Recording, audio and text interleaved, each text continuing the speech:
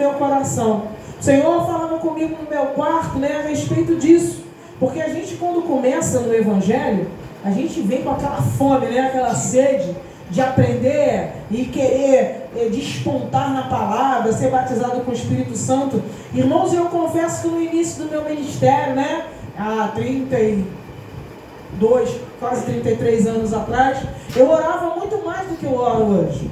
Hoje eu entendo muito bem quando a palavra fala: lembra-te do teu Criador no dia da tua mocidade, antes que venham dias em que você diga não há mais contentamento neles.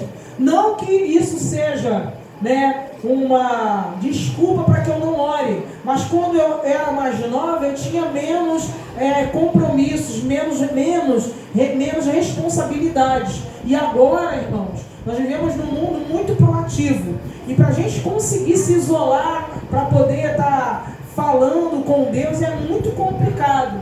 Hoje em dia, no meio do trabalho, nós não executamos só uma função. Quem trabalha aqui CLT sabe disso. Você é contratado para fazer X, você tem que fazer X, Y e Z, para que você possa receber o teu salário mensal. Então é muito complicado, mas nada disso é desculpa para que nós não venhamos orar.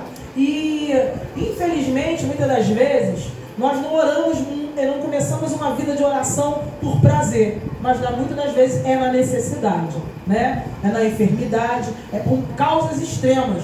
Não temos mais buscado o Senhor, né, com aquele simples desejo de ter um encontro com Ele. Eu vou orar porque eu quero sentir a presença de Deus antes de eu sair da minha casa. Na verdade, essa deveria ser a nossa motivação.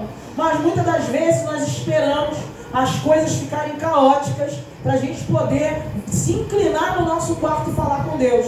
O nosso Deus não quer só ter encontros conosco quando nós estamos na tribulação ou na enfermidade ou precisando de algo. Ele quer que nós falemos com Ele, também dando um bom dia, agradecendo e glorificando o nome dEle. Amém? Então eu queria também abrir aqui no livro de 1 Samuel. Se você quiser abrir, pode abrir, por favor. No livro de 1 Samuel, eu não podia deixar de falar dessa oração específica, que eu escolhi 3 orações da Bíblia que foram assim, algo tremendo na vida de alguma das personagens aqui, e dentre elas eu escolhi essa aqui no livro de 1 Samuel, no capítulo 1.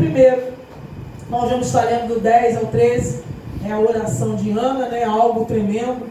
Muitas de nós aqui, talvez estejam, muitos de nós, eu vou colocar, né, no gênero, ambos os gêneros, porque às vezes a gente deixa as coisas acontecendo, o tempo passar, para que nós venhamos tomar uma atitude. Diz assim no versículo 10: ela, pois, com amargura de alma, orou ao Senhor e chorou abundantemente, e votou um voto dizendo: Senhor dos exércitos, se benignamente atentares para a aflição da tua serva, e de mim te lembrares, e da tua serva não te esqueceres, mas a tua serva deres um filho varão, ao Senhor o darei por todos os dias da sua vida, e sobre a sua cabeça não passará navalha. E sucedeu que, perseverando ela em orar perante o Senhor, Eli fez atenção à sua boca.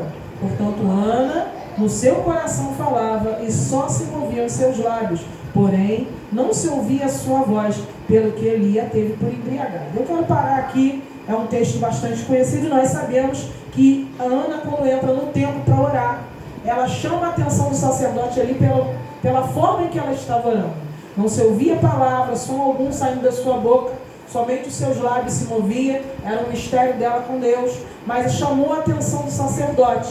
E eu creio que muito antes de chamar a atenção do sacerdote, esse voto que Ana fez diante do Senhor, em forma de oração, chegou até a presença de Deus.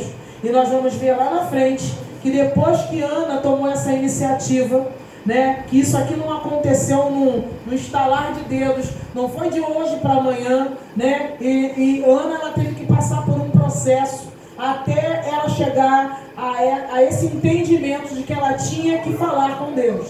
E antes disso, Ana, ela vivia num lar não muito convencional, porque ela vivia num lar onde tinha uma segunda esposa, ela também habitava ali, sendo esposa de Eucana também, e ela não tinha filhos, e a palavra fala que é competidora, né? A minha tradição fala, a Penina tinha filhos e ela não tinha, mas anualmente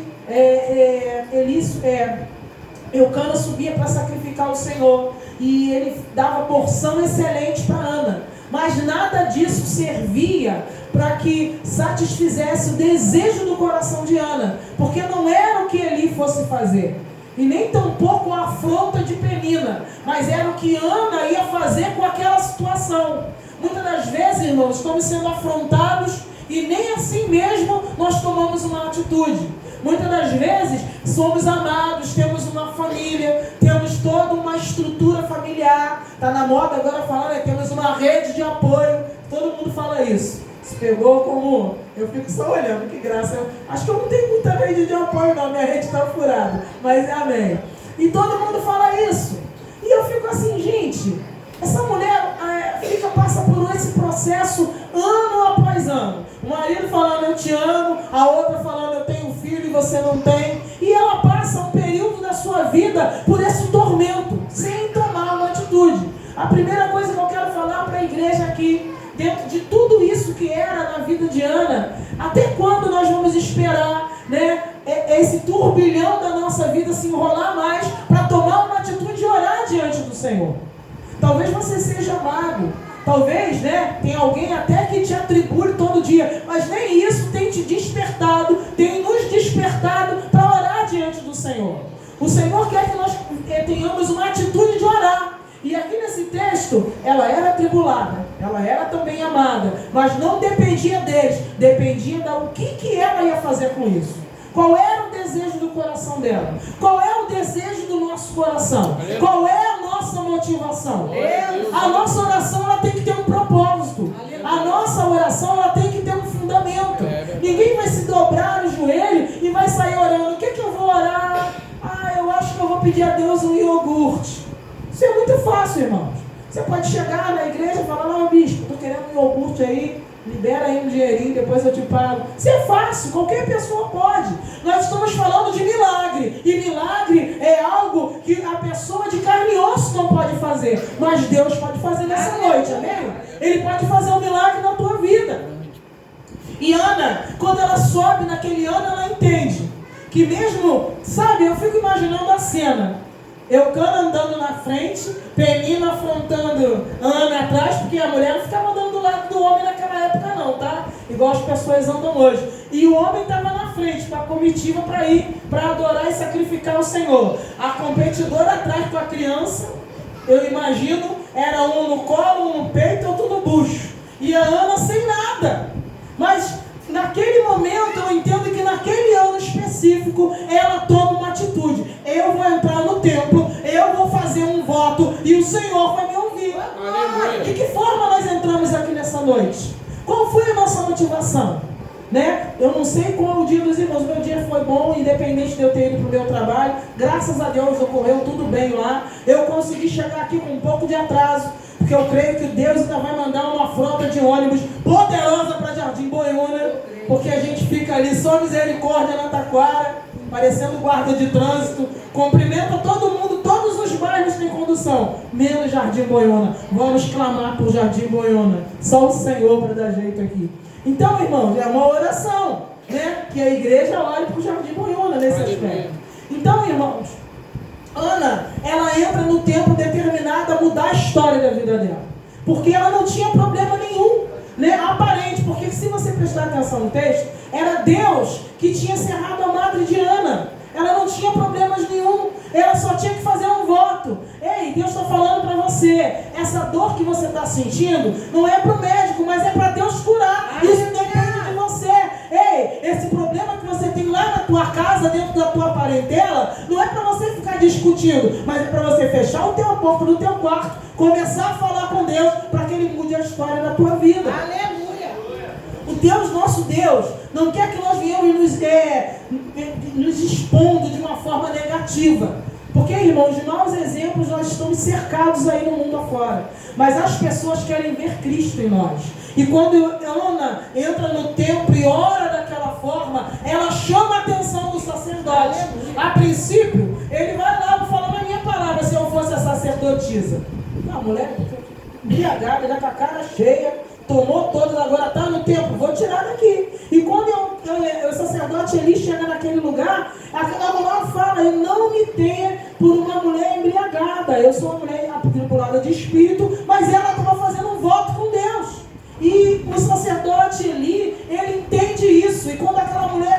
abre, sabe, a boca dela para falar, há um tempo determinado para abrir a boca. A oração foi silenciosa, mas na hora de responder o sacerdote, ela não falou besteira, ela falou o que era sério. Aleluia.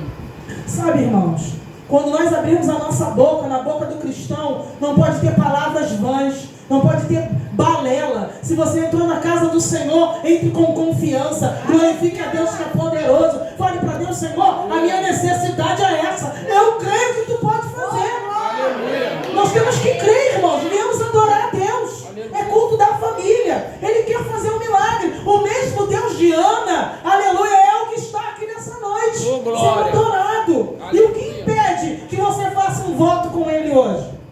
Eu não vou sugerir o voto para você, porque o voto de cada um é contigo mesmo. Mas se você votar, cumpra. E nós vamos ver lá na frente que quando o sacerdote libera a bênção para ela, quando ela volta para casa feliz a cantar, naquele mesmo ano, ela engravida, porque ela tomou uma atitude. É tempo de nós tomarmos uma atitude. Aleluia, Jesus. É tempo de não ficar só recebendo afrontas em silêncio. É tempo de não ficar só sendo mimadinha. Eu te amo, meu amorzinho. Não, aleluia. Isso tudo serve para te paralisar espiritualmente. Tem muita gente sendo tratado muito bem e muitas das vezes não tem tempo de adorar o Senhor, porque está sendo mimado. Tem que ter tempo de busca com Deus dentro de casa. Aleluia. A mulher que não trabalha fora tem que orar pela casa, orar pelo esposo, orar pelas compras, irmãos. Nós temos que profetizar dentro da nossa casa. Aleluia. O texto que nós abrimos aqui, em Jeremias capítulo 33, versículo 3, Jeremias ele vai clamar a Deus, porque Deus fala com ele: ó Jeremias, clama a mim e responder-te-ei. Ele estava preso. E Deus fala com ele: a fidelidade de Deus é com aquele que tem vida de oração. Aleluia. Fala, Jeremias, clama a mim, Jeremias, e responder-te-ei. Eu creio que se Deus fosse falar conosco nessa noite, Ele ia falar: igreja Iacoque, clama a mim e responder-te-ei. Aleluia. Segundo a nossa vitória é buscar o Senhor, é clamar. Um pouco de oração, irmãos. Eu recebi aqui, essa minha amiga, ela sempre tem visto as postagens das pregações aqui. E ela pediu para orar pelo sobrinho dela, só acho que é sobrinho neto, da minha amiga Patrícia, esteve no culto da minha família naquele dia. Nós oramos, a criança tinha um percentual pequenininho de viver. Começamos a orar, e eu creio que eu não era a única pessoa que orou, outras pessoas ela pediu também, e ela foi grata, porque às vezes a pessoa pede para orar, mas não agradece. E ela postou lá: Eliane, muito obrigada, ela me chamou de minha pastora amada. Patrícia, um beijo para você, que eu sei que você vai ver. E ela fala assim: Eliane, muito obrigado, porque o Henry está aqui. Aleluia, ele venceu a estatística, porque o povo clamou. Deus ainda faz milagre. Glória a Deus. Já pensou, irmãos? Como essa palavra tem sido repetida aqui? Deus faz milagre na Iacoque. É pequeno, mas tem glória de Deus.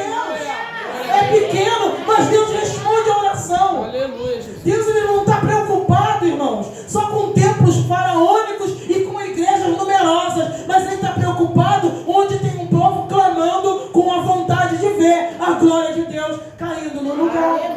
E ela foi grata ao Senhor, que Deus dê longevidade ao Henry, que ele vinha crescer na graça e na sabedoria do Senhor. E ela vai embora, e ela tem o seu filho, e no tempo em que o menino é desmamado, ela entrega o menino lá ao sacerdote Eli, e esse menino é o profeta Samuel. Aleluia, entrou para a história. Aleluia, seu nome está registrado na Bíblia Sagrada. Quem sabe Deus não vai fazer de você, aleluia, gerar um milagre, para que todos vejam a glória de Deus na tua vida. Aleluia. Não fiquemos aceitando as afrontas, não fiquemos aceitando só paparico, não. Vamos tomar uma atitude diante do Senhor. Eu quero também estar lendo aqui, louvado seja o nome do Senhor. É esse aqui. 1 Reis, capítulo 18. Eu gosto muito desse profeta. Quando eu estiver lá no céu de glória, eu vou ter uma entrevista com ele, que eu gosto muito dele, Elias. 1 Reis, capítulo 18, versículo 36. Nós vamos ler até o 38. Era um homem que clamava, e aqui ele estava clamando por algo muito tremendo, algo que deveria acontecer. Mas ele não saiu fazendo com a força do seu braço. Primeiro ele foi clamar ao Senhor. E diz assim: sucedeu, pois, que oferecendo-se a oferta de manjares, o profeta Elias se achegou e disse: ó Senhor, Deus de Abraão, de Isaque e de Israel, manifesta-te hoje que tu és Deus em Israel e que eu sou teu servo e que conforme a tua palavra todas estas coisas, conforme a tua palavra fiz todas essas coisas. Responde-me, Senhor, responde-me, para que este povo conheça que tu és Senhor, és Deus e que tu fazes tornar o seu coração para trás. De 38. Então caiu o fogo do Senhor e consumiu o holocausto, e a lenha, e as pedras, e o pó, e ainda lambeu a água que estava no rio. Todos nós também conhecemos esse texto. É o texto onde o profeta Elias está lá confrontando os profetas de Baal. E como eu estava falando anteriormente, ele não vai lá na força e na raça não, né? Eu sou o profeta, eu vou lá, vou botar a mão, o inimigo vai botar a mão para trás, vai dar uma gargalhada e pronto. Não! Primeiro, mesmo ele sabendo que ele era o profeta da hora, ele vai clamar a Deus primeiro. E ele vai pedir orientação ao Senhor. Ele vai pedir ao Senhor e com toda a confiança para que Deus manifestasse o seu poder. Então eu quero destacar aqui que diante de algumas adversidades e afrontas, nós temos que clamar diante do Senhor com confiança, sabendo que Deus é poderoso para manifestar o seu poder e exaltar o seu nome através da nossa vida. Não porque nós temos um salário muito bom, ou porque temos uma casa excelente, ou porque somos alguém de destaque na sociedade, ou em qualquer outro segmento aí no mundo. Mas é porque o Senhor, Ele é digno de toda a glória. Antes de tomarmos qualquer atitude, temos que primeiro consultar a presença do Senhor. Então, quando o profeta Elias foi clamar a Deus para que fogo caísse do céu, ele primeiro clamou ao Senhor, aleluia, para ver se alicerçar a confiança nele em Deus. Eu pergunto à igreja nessa noite: onde está a nossa confiança? Será que a nossa confiança está no nosso poder aquisitivo? Ou a nossa confiança está nos nossos amigos influentes? Ou a nossa confiança está na nossa denominação, ou no ministério da igreja? Aleluia, a nossa confiança, igreja, tem que estar no Senhor, que fez os céus e a terra, que é poderoso para mandar fogo cair no céu. Se possível ainda, essa noite, se Ele quiser nesse lugar, fogo pode cair do céu. Mas nós temos que colocar a nossa confiança no Senhor. Nós sabemos que algumas pessoas que deixaram de confiar no Senhor, elas tiveram uma derrocada na sua vida espiritual. O Espírito Santo me fez lembrar aqui de Sansão. Sansão, ele foi criado, nasceu de um ventre estéril. Ele nasceu para ser juiz em Israel. Ele nasceu nazireu de Deus. Deus falou que algumas coisas, como nazireu, ele não poderia provar, que era tocar em cadáver, comer comida impura e cortar o seu cabelo. Na primeira oportunidade, por causa da sua vaidade e carnalidade, Sansão, ele vai quebrar todos os votos que ele havia feito com o Senhor. E no momento em que ele está lá no deleite com aquela mulher chamada Dalila, os filisteus vêm e ela corta o seu cabelo, e aqueles homens levam Sansão com seus cabelos cortados, seus olhos furados, e ele é levado lá para o templo de Dagon para servir de brinquedo na mão dos filisteus. E nós sabemos que Sansão, ele fica ali, e no momento em que ele está no pior momento do seu ministério, ele clama a Deus e pede ao Senhor mais uma vez. Aí ele se lembra, né? É o que eu falei no início. Não esperar só as coisas ficarem ruins para clamar ao Senhor. Sansão, ele se lembra de Deus no final da sua história, sem a sua visão, envergonhado dentro de um templo. Ele clama a Deus com os seus braços atados nas duas colunas do templo. Ele clama e fala: Senhor, se tu me lembrares de mim mais uma vez e me der força, aleluia, eu vou derrubar as colunas desse templo e vão morrer eu e todos esses filisteus. Mas antes disso está lá escrito também que os cabelos da cabeça de Sansão estavam crescendo novamente. E eu quero abrir um parêntese aqui. Eu quero dizer que ainda que nós tenhamos caído, há uma unção, se houver arrependimento, Deus vai derramar novamente sobre a nossa vida. Aleluia! Onde há arrependimento, vem a misericórdia de Deus. Se nós caímos, como está lá no Salmo 20, o salmista fala, aleluia, muitos tropeçam e caem, mas nós nos levantamos e estamos de pé. Aleluia! O Sansão, ele clama, as colunas do templo são derrubadas, e aqueles filisteus que zombaram dele morrem todos no mesmo dia. Deus, ele quer, irmãos, que a nossa história não tenha um fim triste, mas ele quer que a história da nossa vida seja completa debaixo da promessa que ele tem para nós. Aqui nós vemos um homem chamado, aleluia, Elias, um profeta que vai diante de Deus, não na sua vaidade, não por causa da sua fama, mas ele, antes de confrontar os profetas de Baal, ele primeiro consulta a Deus. Quem nós temos consultado? A quem nós temos buscado? Onde está a nossa confiança? Mais uma vez, a nossa confiança tem que estar no Senhor que fez os céus e a terra. Amém? Louvado seja o nome do Senhor. Você pode aplaudir a Deus por isso? A nossa confiança tem que estar no Senhor que fez os céus e a terra. Eu já estou terminando, irmãos. Eu fiz essa pregação aqui na hora do almoço, lá no meu trabalho. Tem hora lá que eu dou um brado, lá eu consigo estudar. O povo respeita. Abre aí também, por favor, no Evangelho segundo escreveu Lucas, no capítulo de número 22. Louvado seja o nome do Senhor. Capítulo 22, versículo 39 ao 41. Evangelho de Lucas, capítulo 22, 39 ao 41. Diz assim a palavra do Senhor, na epígrafe: Jesus no Getsemane, e saindo, foi, como de costume, para o Monte das Oliveiras, e também os seus discípulos o seguiam. E quando chegou àquele lugar, disse-lhes: orai para que não entreis em tentação. E apartou-se deles cerca de 1 tiro de pedra, e pondo-se de joelho, orava, dizendo: Pai, se quiserdes, passa de mim este cálice. Todavia, não se faça a minha vontade, mas a tua. Somente até aqui. Essa oração foi uma das orações mais tremendas, eu creio que, de todo o ministério do Senhor. Não que Jesus tivesse dúvida do plano da salvação, mas é porque ele era 100% homem e 100% Deus.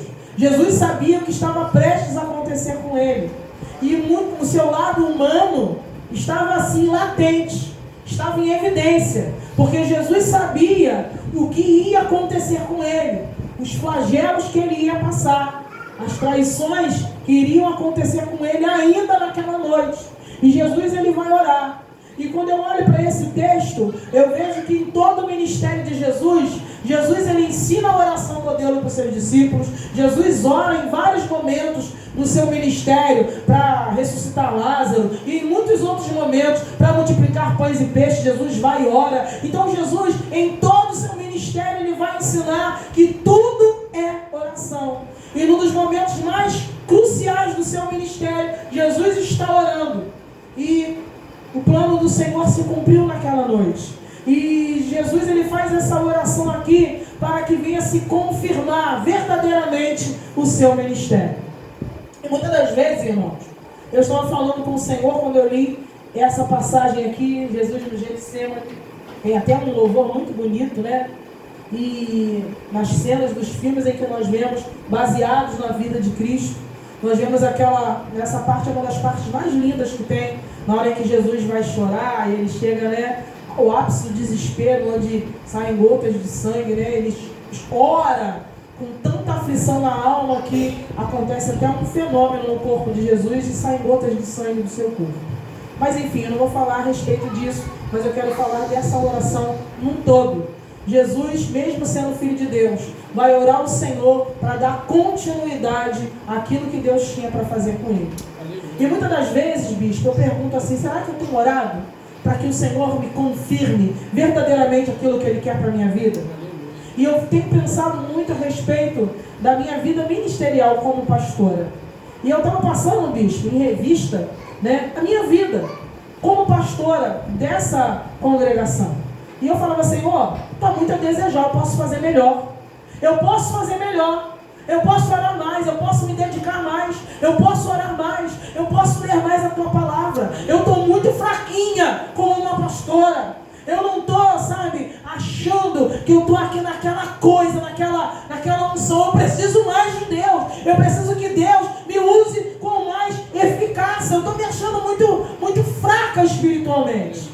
Porque quem busca pouco, pouco é usado. Mas quem busca muito, muito é usado, irmãos. Isso é uma verdade. E Jesus, no momento crucial, Ele vai orar. E muitas das vezes nós somos consagrados e vamos levando a nossa vida como se nada tivesse acontecido.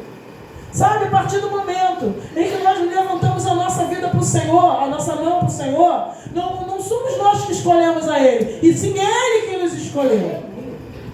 E de que forma nós temos nos comportado diante daquilo que o Senhor tem colocado para nós? Que espécie de obreiros nós somos? Que espécie de presbíteros, pastores, missionários, diáconos, diaconisas nós temos sido diante do Senhor? Pedimos ao Senhor para abrir porta, Ele abre. Pedimos a Deus para dar casamento, Ele dá. Aí o casamento é um enfado, o trabalho é um enfado, pedimos filho, ventre estéril, Deus abre a madre, o filho passa a ser um empecilho. E Deus, na verdade, eu não vou falar isso porque Deus, Ele sabe o que faz. Mas a gente, na nossa humanidade, parece até que Deus não sabe o que faz. Mas, na verdade, nós é que não sabemos administrar aquilo que nós pedimos a Deus. Verdade. O nosso chamado tem que estar em voga na nossa vida. Porque quando nós saímos aí na rua e fizermos alguma coisa, as pessoas não vão nos chamar de uma pessoa comum. Já agora não é mais a Eliane, é a pastora Eliane. Porque quando alguém falar de mim, vai colocar o título na frente. Quando nós aceitamos a Cristo, não é mais a irmã Ana, agora é a irmã Ana. Está vendo a irmã Ana? A crente, olha o que aconteceu com ela. É sobre isso que eu estou falando, irmãos. É dignificar aquilo que Deus deu para nós. Isso é muito importante, porque só aconteceu o que aconteceu na nossa vida, porque Ele escolheu estar no Getsemane e passar pela cruz do Calvário. Aleluia. E nós, irmãos, não sofremos nada para chegarmos até aqui. Vivemos num país livre, onde se pode pregar a palavra. Lá na Taquara está tendo toda vez um evangelismo. Fica um senhorzinho com uma caixa. Não sei se alguém aqui já viu. Ele coloca ali, ele prega mesmo, irmão. Fala de afeminado. Eu falei, o velhinho vai tomar uma paulada agora e nada. E Deus está guardando ele. Ele parece João Batista. Você aí, que é mulher e está com outra mulher, você não vai herdar o reino do céu. E eu, João Batista aí. E eu fico lá esperando o ônibus e vendo aquele homem, um senhor, pregando a palavra. Porque onde eu não vou, Deus levanta alguém para pregar. Aleluia. Ah, mas está proibido pregar. Está proibido porque a gente quer comodidade, quer pregar dentro da igreja. A gente quer pregar dentro dos cultos nas casas. A gente quer pregar dentro da nossa casa. Mas a gente não quer pregar do lado de fora, no nosso trabalho, dar exemplo, evangelizar, discipular no teu trabalho. Irmãos, Deus está nos chamando. O que nós temos feito diante do Senhor? Será que nós temos feito essa oração aqui? Ó? Jesus não orou porque ele estava com vergonha, não. É porque ele sentiu na carne o que estava para acontecer. Mas a nossa oração concernente a Getsemane é orar, Senhor, eu me envergonho porque eu não estou fazendo aquilo que é para eu fazer. Aleluia. Se eu tivesse de ir para um Getsemane nessa noite, eu acho que eu ia transformar o Getsemane no Peniel. Eu ia orar com o anjo, lutar com ele, até ele mudar o meu nome. Porque nós precisamos mudar a igreja. Nós precisamos mudar a nossa conduta. Não orar só porque o bispo manda. Não orar porque alguém pediu uma oração. Mas a oração e a leitura da palavra tem que ser uma constante na nossa vida. Porque essa aqui é a nossa regra de fé e prática. Jesus, ele passou por tudo isso, repito, para que nós estivéssemos aqui nessa noite. Amém, igreja? Ele passou por tudo isso. Ele ora para que Deus confirmasse verdadeiramente se era para ele passar por tudo isso ou não. Jesus podia desistir, mas Ele não desistiu por amor à minha vida e à tua que está aqui nessa noite. Aleluia. E por muitos outros que já foram, estão esperando aquele grande dia. E a nossa responsabilidade é dar continuidade àquilo que já começou através da vida de Jesus Cristo. Continuar pregando a palavra. Aleluia. Porque milagres ainda acontecem, pastora Marta. Glória a O Deus. Henry foi salvo. A probabilidade de morte era muito grande. Irmãos, eu quero dizer que quando nós começamos a orar um pouco, os milagres começam a acontecer. Quem quer ver milagre aqui? Então começa a orar para Deus derramar unção sobre a tua vida e você colocar a mão e demônios sejam repreendidos. Aleluia. O menino que trabalha comigo lá no meu serviço falou que estava lá na Baixada esperando o ônibus. Tinha um grupo de pessoas evangelizando na madrugada, cantando louvor. E lá do outro lado da rua, um morador de rua manifestou, porque um povo estava adorando na madrugada. Imagine se a gente estiver orando e buscando a presença de Deus. Queremos ver milagre, então nós temos que nos aproximar de Deus. Aleluia. Queremos ver milagre, então nós temos que se achegar a Ele.